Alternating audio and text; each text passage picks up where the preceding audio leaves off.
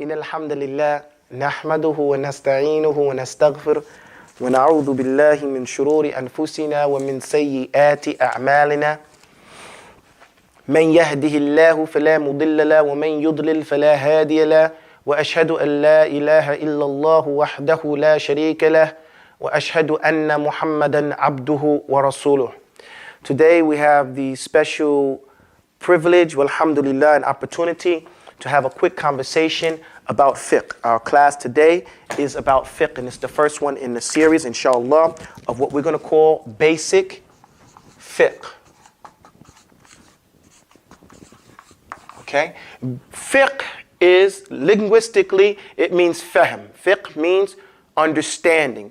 What it means as a terminology is profound understanding, or understanding what was intended. So let's write that down. Fiqh, what does it mean? It means understanding. Okay? Understanding, that's what it means. Now, what does it mean? It means understanding what was intended in the Sharia. Here, what it means, intended means in the Sharia, by the Quran. What did the Messenger of Allah mean? That's what fiqh is. Or we could call it profound understanding. So it's not just simply just understanding a thing at depth, at level, where it's supposed to be. ¿Tú comprende? Okay, so that's what fiqh means. Basic fiqh, we have to go a little bit different. I put these notes together to try to keep my chain of thought. Fiqh is basically overlooked, and its role is misunderstood by many of the Americans, not just Americans, but many Westerners. The fact that outside of a few issues of purity, purification, wudu, and some of the basic issues of salah, most people, modern people, from Africa to Egypt, Egypt is in Africa, Africa to India to Europe to Malaysia, a lot of people don't know much about fiqh. Okay? And even those people who come from Muslim environments where the fiqh is part of the culture, they don't know what they're doing, where it's fiqh and where it's culture. And so there's some confusion. Americans and Westerners in general are even more confused because as we accept Islam, the furthest thing from our mind when a person accepts Islam is fiqh, what madhab he should follow. And there's a few reasons why. Okay? One of the reasons why when we accept Islam, this is the non-Muslim, he accepts Islam, this is fiqh over here when it comes to a madhab. A madhab is a school of thought, particular school of fiqh. And these, when we talk about the madhab, we're talking about the classical. What does it mean for something to be a classic? A classical school of fiqh is one of the agreed upon schools of fiqh that are well known in the Sharia and have made an outstanding contribution in the Muslims' lives. What are they? You have the school of Hanafi. Okay? You have the school of Maliki. Right? Then you have the Hanbali. I should say Shafi'i. And you have Shafi'i. Not necessarily in this order. Okay? These are the main schools of fiqh. The order, don't pay any attention to the order. One is not more important than the other. But these are the main schools of fiqh. This is just as they came to me in my mind at the moment. Okay? And this is what we mean when we say the classical schools of fiqh. When someone, a non-Muslim, accepts Islam, he becomes Muslim, he doesn't choose a madhab. Why? Because what has happened here has been a change in his theological thought. Okay? What is theological thought? Theological thought is his aqeedah. The first thing that happens to him when he becomes a Muslim or when he becomes serious about his Islam, because he could have been Muslim for a long time and not been serious about practicing Islam, the first thing that comes to his mind, the first thing that he's taught, and this is correct, is, meaning that it's the correct thing that he should take into consideration, is how he views Allah. That's his aqeedah. how he sees Allah. That's the first thing he deals with. And he deals with this issue of where is Allah? Allah is above the heavens and the earth. Is Allah three? Allah is only one. And these types of issues, the rights of Allah, the names of Allah, who should he call on someone besides Allah? No, he should not. Okay, whether that person that he's calling on be a righteous person, a prophet, or if that's an angel that he's calling on. You know, so like the Christians when they call on the Holy Ghost, which is Jibreel, the Holy Spirit.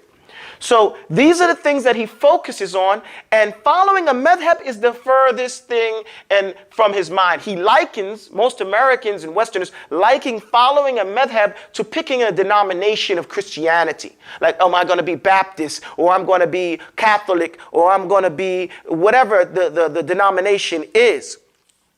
And so he puts it off. He either says, well, I'm just happy to be Muslim. I'm Muslim, and as long as I'm Muslim, that's all that matters. I believe in Allah. That is important, that you believe in Allah and that you believe in Allah correctly. But fiqh has a great and a majestic place in the life of the Muslim. Something that he has to do is the application of the aqidah. It's the application of the mental and spiritual understanding that Allah is one and Allah has the right to be worshipped. And worshiping Allah is through your actions. Use your body parts. So how that is done, how that is applicated, is through your following the fiqh. Now, I'm not saying, then you have some other people, once they learn aqidah and they understand the term Salafi. Let's talk about this for a second.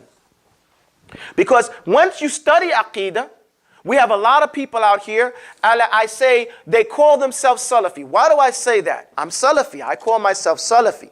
However, there have been some people who call themselves Salafi and they exclude everybody else. This is not from the Sunnah. It's not from the Sunnah for us to do this. So I say they call themselves Salafi because they call themselves Salafi, but their actions are not Salafi. Their actions are those of a cliquish brood of idiots, some of these people.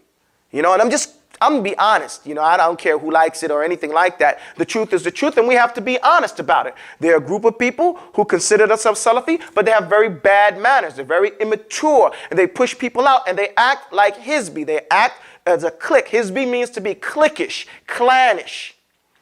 And they push other people, and they treat other people in a way that makes the people say, I don't want to be Salafi if that's the way you're going to be. I don't need to be in your clique.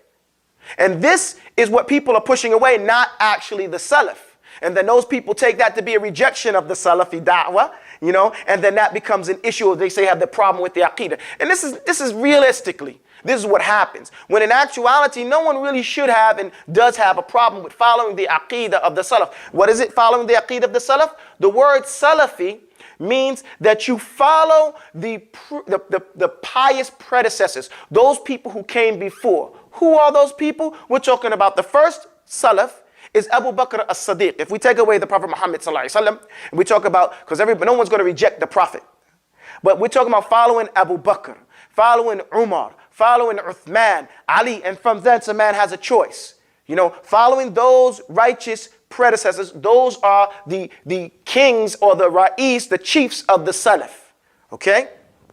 In our aqidah, how we see Allah and how we view Allah and those types of issues. Now, what we have to do now, these people have gone further and said, well, I don't want to follow any madhab. I don't want to follow any madhab. I want to take from where they took from.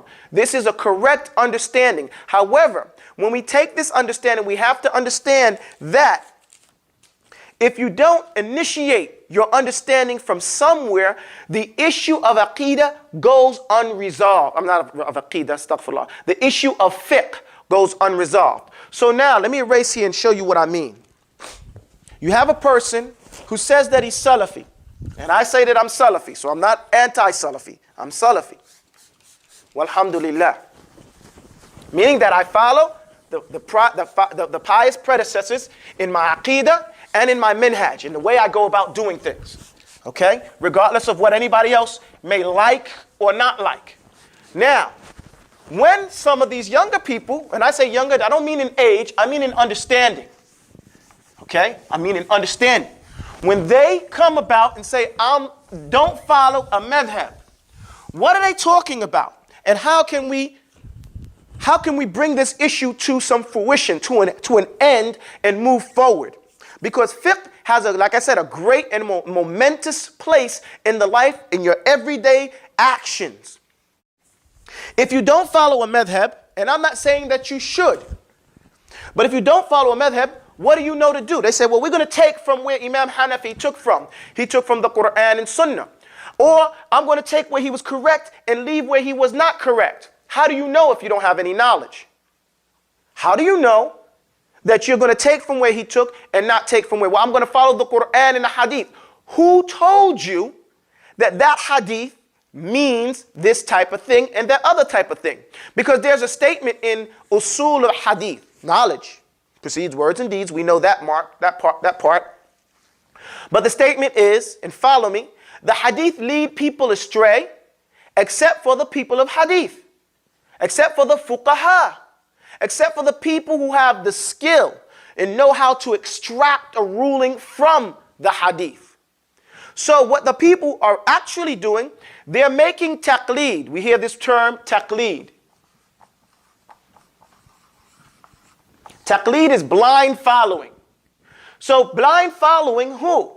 You're blind following whoever told you that this was the proper understanding or that was the proper understanding. No, we're following the hadith. No, you're not following the hadith because you don't know what the hadith means unless someone tells you. So there's a level of taqleed in everyone's actions until you get to the level of having certain type of knowledge. You're going to follow your teachers.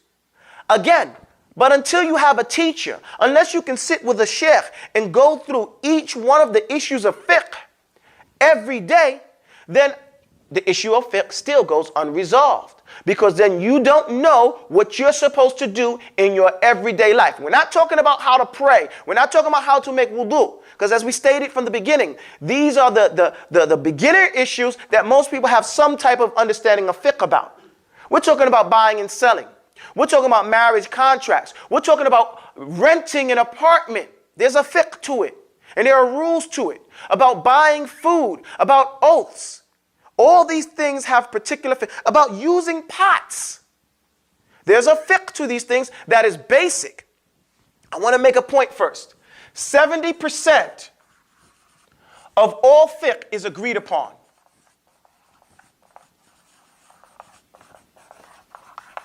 Okay, 70% of all fiqh, these four guys of the classic fiqh, they agreed in 70% of their rulings. That leaves 30% of disagreement. In that 30%, we have the teachings of Imam Albani, rahimahullah, Shaykh Muqbil, Shaykh bin Baz, Ibn Uthaymeen. And I'm just mentioning these were like the big four. Most people know these people's name. You could say Hamad al-Ansari up there. You could put his name up there. You know, Umar al-Falata, you could put his name up there. You could put a few other people's names up there. But let's just leave these big four that people really know about. In their modern writings, these are modern scholars that just passed away recently, they attacked and dealt with some of this 30%. And they came up and agreed in a percentage. I don't know, I'm not going to make up a percentage. But there's a portion of this 30% that was dealt with and that we can find the correct understanding based on what these scholars have told us. And we're going to still be making a sense of taqleed. We're still going to be following them without fully knowing because we're not scholars to know if they were right or wrong. But we can guess based on what we see from them and how we trust them. So there's a level of taqleed in that. Following these people of the Sunnah. And this is what I want people to understand. And don't worry about what nobody says. To hell with them, literally. Your relationship with Allah is between you and your Lord. The thing you have to do is find the best way to understand what Allah wants you to do. That's fiqh. That's understanding what was intended. Okay? So, there's that level of taqleed. When a person is said, this person is Hanafi, when a person says this person is Maliki, what does that mean, for example? That means if he is Salafi, meaning that he's following the understanding of the people of the past, the righteous predecessors of the past. And he's trying his best to find and derive the rulings that they find in the hadith based on what the scholars are saying. So he's reading the hadith, but he's making that level of taqleed on the understanding of that hadith and how to practice that hadith. When he becomes a Hanafi, that means in that 30% that there is disagreement upon, he is Maliki or Hanafi or Hanbali.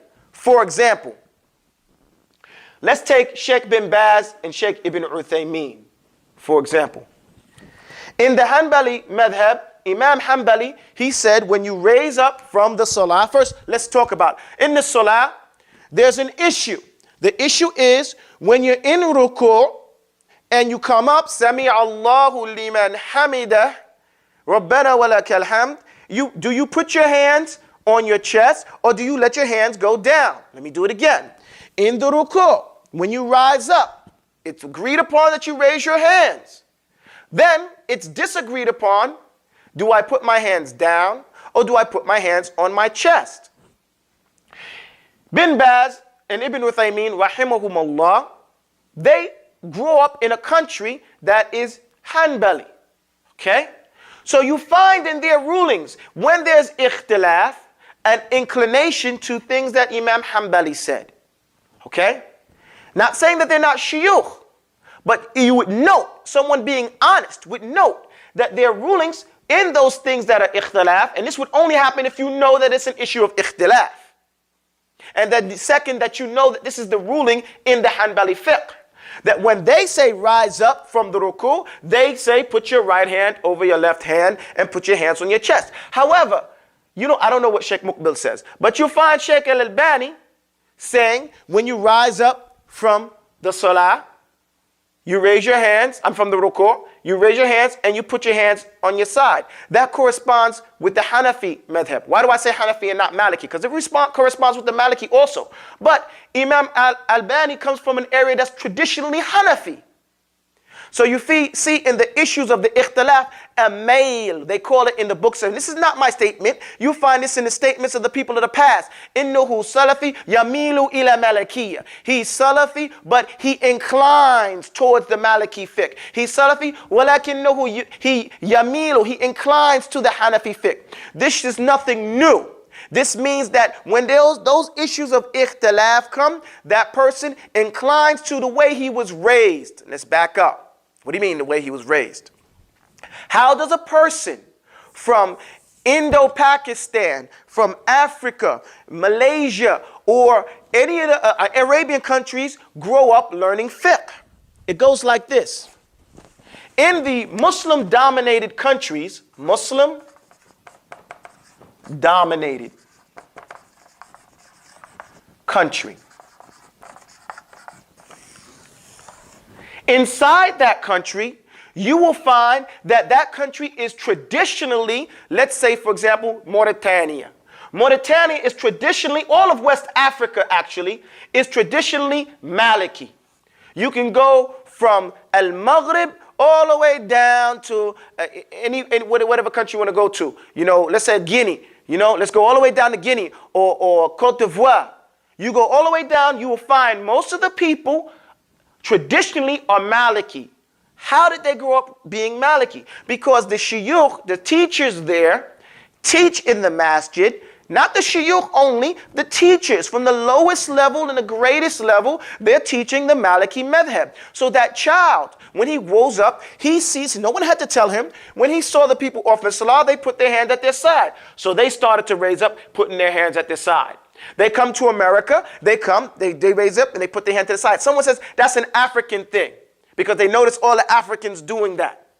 And then they might see some Africans doing like this. Why? He probably went to Saudi and graduated Mutakharij and became Hanbali, and learned from him and saw his teachers, or didn't even become Hanbali. Noticed from his teachers that they used to do like this, so he started to imitate his teachers, taqleed. And then afterwards, some of them would ask and learn and study the issue and find that Imam Hanbal said, what his son said actually, he said, my father used to say when you rise up from the ruku, you can put your hands at your side and put your hands on your chest. He agreed to have both of them because it was an issue of ikhtilaf. My only point here is that in these countries, when it's Muslim, they started learning Maliki madhab, that's what those people became on. Okay? And when there was another country where they were Hanbali, that's what those people mostly showed and learned. And then after they became older, when they started to study, then their study took them, inshallah, to the hudud of the Salafiyya. Okay? But in those issues where there was ikhtilaf, where there was difference of opinion, where they could not find the right or the wrong of the issue, then what do you fall back on? You fall back on that thing which you know best. For example, there is no rajih, there is no correct evidence that anyone has defeated someone else with the issue of rising from the ruku', whether to put your hands at your side or to put your hands at the chest. The greatest, even Imam Hanbali, he states, whether you put it on your chest or put it on your arms on your side, it's the same. And we know the principle that the truth is only one. Only one of them could be right unless there's a hadith saying that you can do both. Okay? Which we don't have. Why is that? The reason why we have an issue where we can't really find the truth of it, it happens when all the hadith surrounding that issue are weak. Maybe they're not weak enough to throw them out. Maybe they support each other and they become hasan. Again, this takes you understanding the science of hadith. And I'm not trying to teach you that right now. But I want you to understand there are certain surrounding things that may make the surrounding evidence on that issue unacceptable for it to beat all the other ones. So now you have an issue of ikhtilaf, and it falls back to the fiqh of one of these scholars or one of these scholars if they came up with a ruling different than that, than someone else. And this is something that Americans or Westerners don't necessarily have to deal with because we are raised in a country where there is no fiqh. We don't grow up learning Maliki fiqh or Shafi'i fiqh. How did we learn fiqh? We learned it in a similar way. We learned it in the early 80s, watching the people, the Indo-Pakistan people that would come into America, and they were doing their Hanafi fiqh. And then we learned it from the Shafi'i people that were doing the Shafi'i fiqh. In the 90s now, in the late 90s, in 2000, you have a lot of Arabs coming over and they're doing Hanbali fiqh. So we start picking up from what little we can see people. We used to say, whoever came in the masjid, if he was from the land of the Muslim, he's the imam. What we didn't know is that a lot of the people that came over here were not the religious elite. I'll say it again. Majority of the people that come from the land of the Muslims that come over here are not the religious elite. Period. Unless we fly some sheikh over here. These are people who come over here who want to make money, who want to do good for themselves and their family, change their situation, or they're refugees. But we are ignorant and we don't know that, so we say whatever they do, it must be right. He's from the land of the Muslims. Okay? In fact, sometimes when I teach Arabic class, they say, well, this guy, he's Arab. Why are you saying different than him? I say again, would you go to Brownsville to go learn how to speak English? They speak English in Brownsville. They speak bad English in Brownsville. You don't go, just because he speaks English, don't mean he's an English teacher. Don't mean he even know how to speak good English. Likewise, just because a person is Arab doesn't mean he knows anything about Nahwu and Sarf. He may be familiar with the terms, just like you're familiar with English grammar. But there is a deep difference between the two. And even so, great because the school systems are not the same. Okay? Whereas here in America, you're forced to go to school. Over there, you're not forced to go to school. In fact, if you're poor, you ain't going to school because you ain't got no time. Okay? So there's a difference in the education, and there's a great disparity between those who know and those that don't know. Okay? Now, what we're going to attempt to do here is fill in the void. We want to fill the void wherein the basic issues of fiqh, we're going to cover them.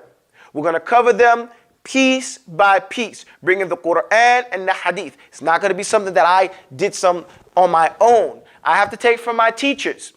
There's a book called Al-Wajiz by Shaykh Abu Taubah al-Badawi. It's called the Concise Book of Fiqh. I think in English they translated it. However, it's one of the better books in fiqh. It covers the basic issues of fiqh, and it brings the Quran and Hadith for each issue. And it's called Wajiz. Wajiz means it's concise. When we were in Mauritania, we only had one copy. We used to copy this book with our hand to learn how to do fiqh. And our point here is to bring everybody on the same sheet of paper with the basic issues of fiqh. Next, I had the pleasure of, alhamdulillah, of moving to the village where Dr. Abdul Azim lived. And I lived on the same block, on the same side of the street with the man. And I stayed there for over a year, and I memorized over half the Quran directly from him and tested from him. In that time, I studied his book, Al-Wajiz, while I was in the village, mostly from his brother, Uthman, and from his head student, Ayman. Whenever there was an issue that I disagreed with them, being a hard-headed student, we would go and we would find the Shaykh at the Salah, and we would ask him, and the way he would settle the issue, he would ask me what I said, and then he would ask the Ayman, because I always disagreed with Ayman, who was my age, and I didn't think he knew any more than I did. He would ask Ayman, and then he would say, Ayman is correct, that is the fullness of the issue, and he wouldn't even say anything else. But this is the way that we studied the book, so it's not anything that I'm coming up with myself, and it's not something that I'm, like I said, coming up with myself without having studied it directly with the author, or the author's giving me permission, as we say, not saying permission. I didn't ask him if I could teach his book. I just say he confirmed my teaching by me going to him and asking him questions when there was an issue, and confirm the person that was teaching me while I was studying in that village. I just want to make that whole clear, because there's an issue here. The issue is, in America, there's been a lot of people teaching things that they don't have permission or don't have the right to teach. Okay? You have to, in Islam, have learned it directly from somebody. Don't care what book you read on your own. Unless you've gotten to the stage where your teachers say, he's ahlan, he is credible, he has the ability to do that. And a lot of people don't have their teachers' ability to do that. What makes me different from, let's say, the other people who have come before? I'll show you a difference. The people that go to school in Saudi Arabia, for the most part, that come back from Medina to Munawwir, Medina al-Munawwirah. For the most part, when they get out of that school, they have a degree in da'wah, Kulliyatul Da'wah. They go to the division of da'wah. What do you learn in the Kulliyah of da'wah? In the Kulliyah of da'wah, you mostly remember what happens to the new Muslim? You deal with the issues of theology.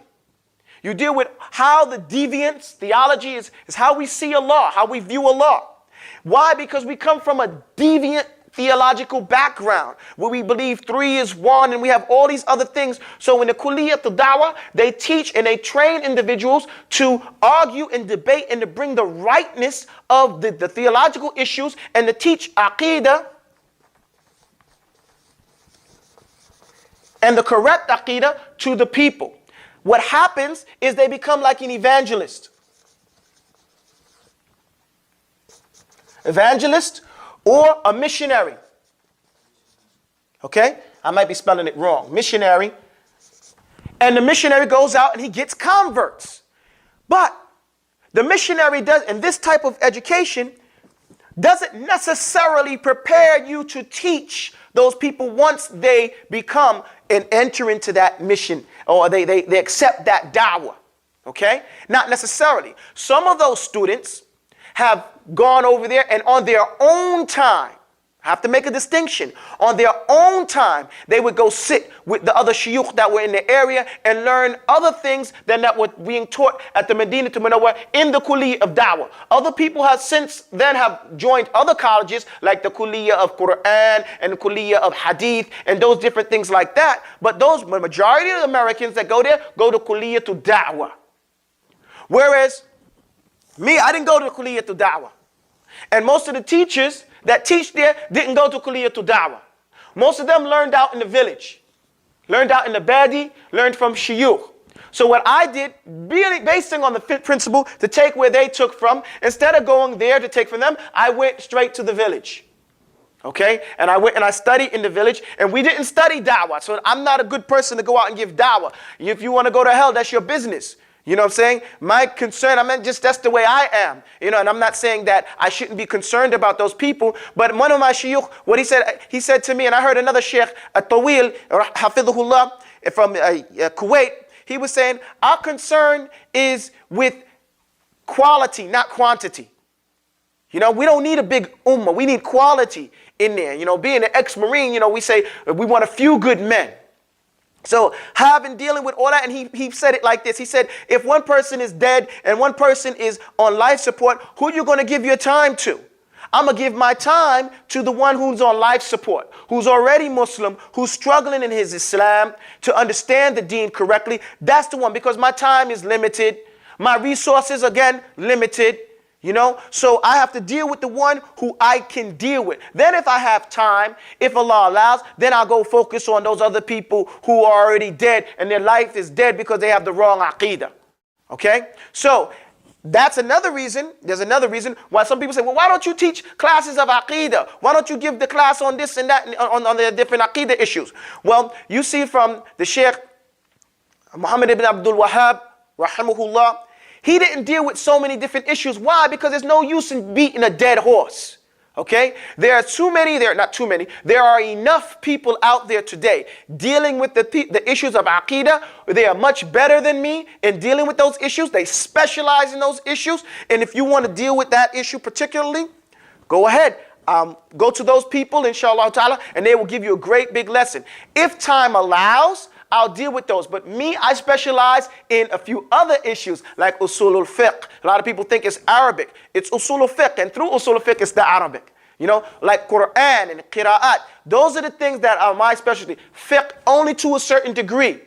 Those fiqh issues, what I need to use to extract what's istinbat, to extracting rulings. So, and hadith sciences, where again, to use them in usulul fiqh, in those different areas. So from those areas is what I teach. I don't claim to be a sheikh, and I don't want anybody to think that if you take the books that I've studied and mastered, they wouldn't meet this much books because they're little thin books. But like they always say, the blurry-eyed man, Dawud Adib used to say this, the blurry-eyed man is king in the land of the blind. Okay? So if I got one eye and you got none, then we give you what we can give you out of direction and irshad. وَقُولُوا قَوْلِ هَذَا. Hold on, no, I may not be done here. We want to go through the issues piece by piece and make sure that the people here in the United States and elsewhere, whoever watching, can agree upon a certain type of fiqh, at least the basics. And those issues of ikhtilaf, understand that those issues does not take that person out of Islam. It does not make him a hizbi. It does not make him a mubtadi'. It does not take him out of Salafiyah. Okay? Actually, this is part of following the Salaf, is to act upon what you know and to stop where you stop. You stop where you don't know. Okay? And that's what we want to do, and that's what we're going to do, insha'Allah ta'ala. Did I hit everything? أقول قولي هذا واستغفر الله لي ولكم. السلام عليكم ورحمة الله.